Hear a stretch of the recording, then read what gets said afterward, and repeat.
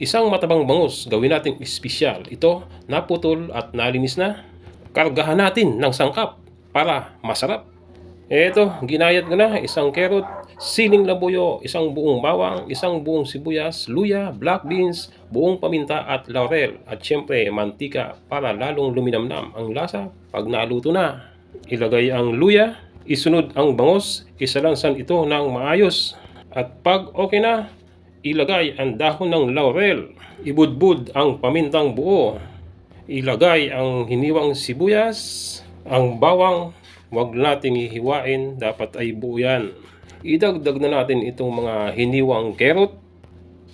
Dagdagan ng black beans. Mga kaibigan, dapat po ay hugasan po natin ang black beans dahil ito po ay maalat. Ayan, eto na ang siling labuyo.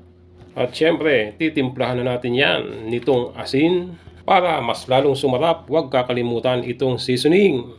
Oregano powder, pandagdag ng aroma at lasa. Lagyan na natin nitong suka na pangpaasim.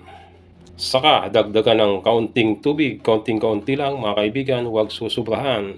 At syempre, huwag kakalimutan itong mantika para mas lalong luminamnam.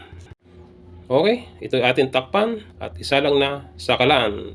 20 to 25 minutes po ating palilipasin, saka natin buksan. Yan po, lutong-luto na po. Ang sarap po. Tingin pa lamang. O ayan, nilagay na natin ito sa malinis na plato.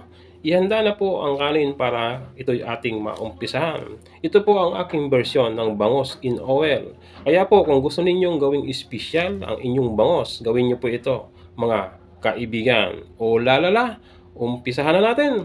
Tara na! Halina po kayo at tayo'y magkain na. Samahan niyo po akong lantakan ito.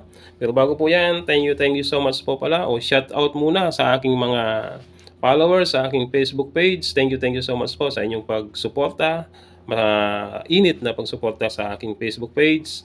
At sa mga followers and subscribers ko sa aking YouTube channel, yung AB Amazing Vlog, thank you so much din po sa inyong lahat. Nang dahil po sa inyo, nananatiling matatag ang aking YouTube. Nananatiling nakapagbibigay ng kahit kaunting biyaya sa atin. Okay mga kaibigan, sa muli po, ang inyong lingkod, John Bobby Seriola. Tayo po ay magkain na. Maraming salamat po sa inyong lahat.